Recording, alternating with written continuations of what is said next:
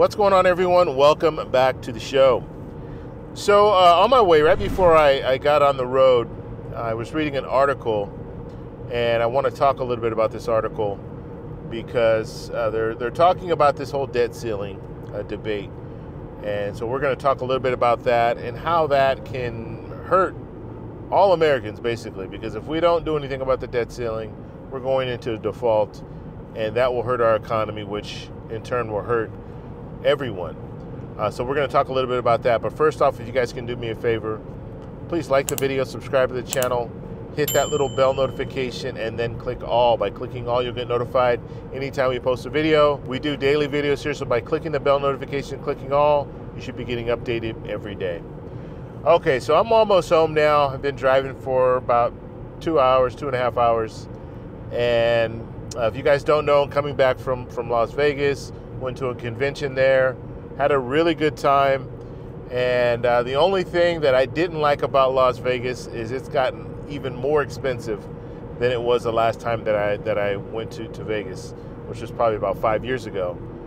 And so, I mean, it's some of the stuff is just ridiculous. The valet parking, I stayed at the MGM Grand. The valet parking at MGM Grand on the weekends is $40. That does not include a tip.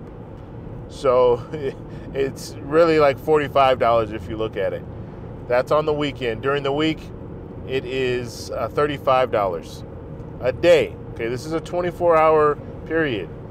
So if you were to valet your car and have your car there for 3 days, that's $120 that you would owe at the end of the day, or at the end of your trip, which is just crazy to me.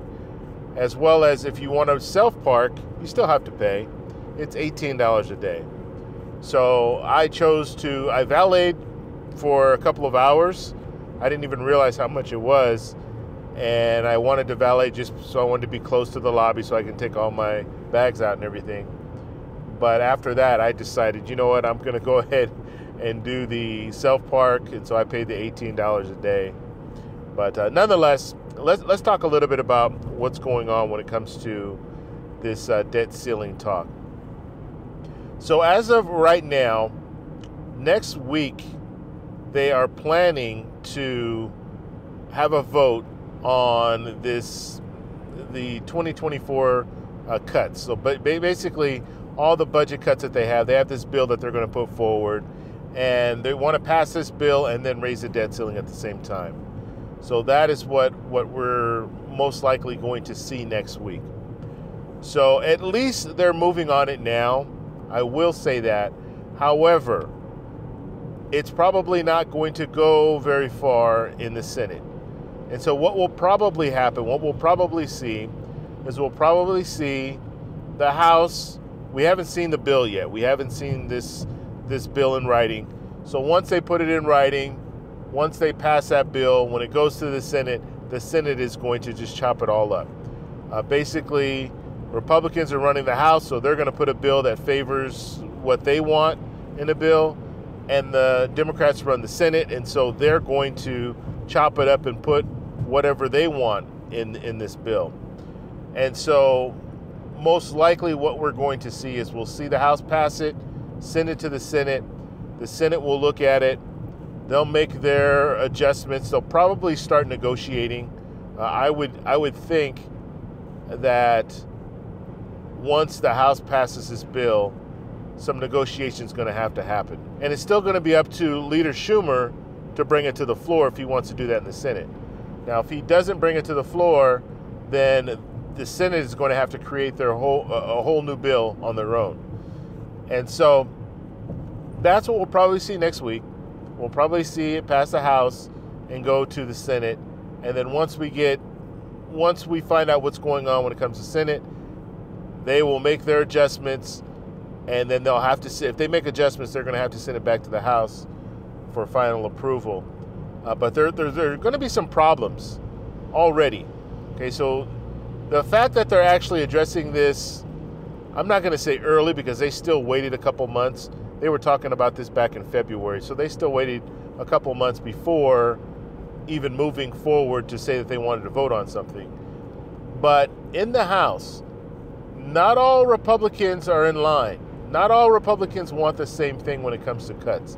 Some Republicans want some cuts, and you have other Republicans that want even more cuts. And so we might even see this bill that Speaker McCarthy is putting together, and his leadership is putting together, it might not go anywhere in the House. There's a good possibility that it won't pass the House because you have some other Republicans that want even more cuts, and they might not be happy with what they see. And so that's what we're going to be looking at next week. So the best case scenarios are able to pass it in the House and send it to the Senate. Worst case scenario, they bring it to the floor in the House and it doesn't go anywhere because you have Republicans that want even more cuts, and then they're going to have to negotiate. Republicans are going to be negotiating with Republicans to try to figure out what they're going to do with this debt ceiling. They want to tie the debt ceiling to the budget.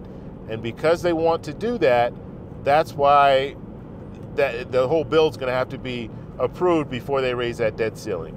And so that just makes things more complicated. Now, when it comes to the debt ceiling and the budget, they're two separate things.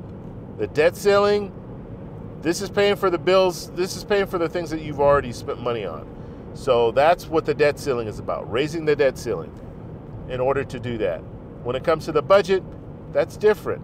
The budget is future spending, and that's what they want to address, future spending. But what Speaker McCarthy wants to do is he wants to tie them together, and by tying them together, he's making it more difficult.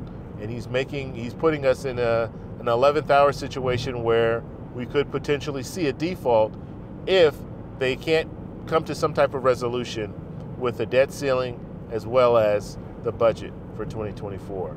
So we're going to follow it and see where it goes, but that's pretty much the gist of things when it comes to the debt ceiling.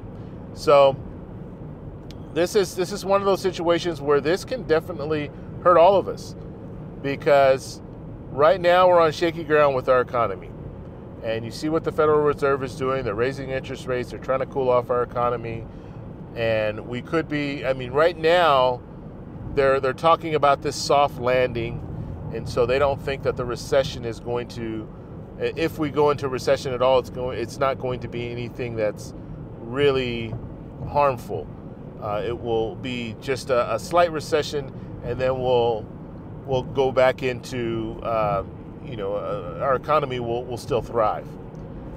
And so we'll have to see if that happens. But if they can't figure out this whole debt ceiling debate, then we could just drop into a deep recession, and we'll see a lot of people lose jobs. Already, the Federal Reserve is anticipating, I think, 2.5 million jobs will be lost in 2023.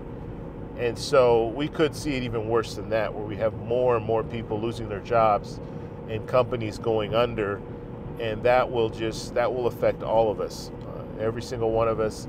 The stock market could take a hit too. Now, the stock market is not tied to our economy, but it is the stock market could react to this in a negative way, obviously, and we could see some sell-offs, and we could see a situation where people's 401ks and pension plans could really suffer as a result of our economy and as a result of this whole debt ceiling debate.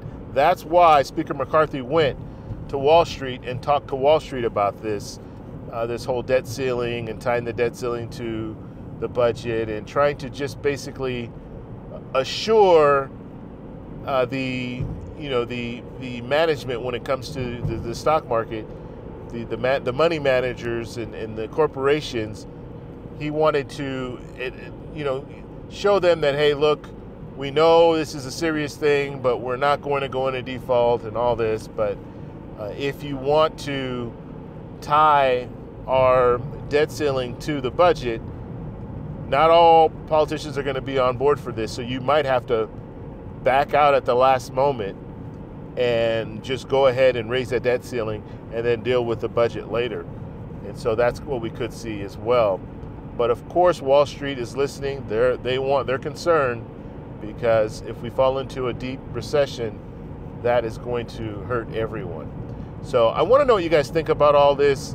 Do you think this is just, this is one of the situations. Someone posted a comment that I thought was really good, and we don't really talk about this enough, but we don't need a debt ceiling. We don't need to raise this debt ceiling every year, every time it hits the limit. That is, I mean, it's any legislation that goes through Congress has to be approved by Congress. And so that spending is already approved. You have politicians that are approving the bills that are being passed, and it gets signed off by the president. And so why are we in a situation where we have this debt ceiling anyway? Because all the debt ceiling is saying is, let's say you have a credit limit and you're up at the top of your credit limit, and then they increase your credit limit. That's all that they're doing. That's all that they're saying. But if you have politicians that are passing these bills, they should know how much they're spending. Just like when I go to the grocery store and let's say I use my debit card, I know how much money I have in the bank. I use my debit card and I keep track of how much money I'm spending throughout the month. Politicians should be able to do the same thing. And that's the whole issue here.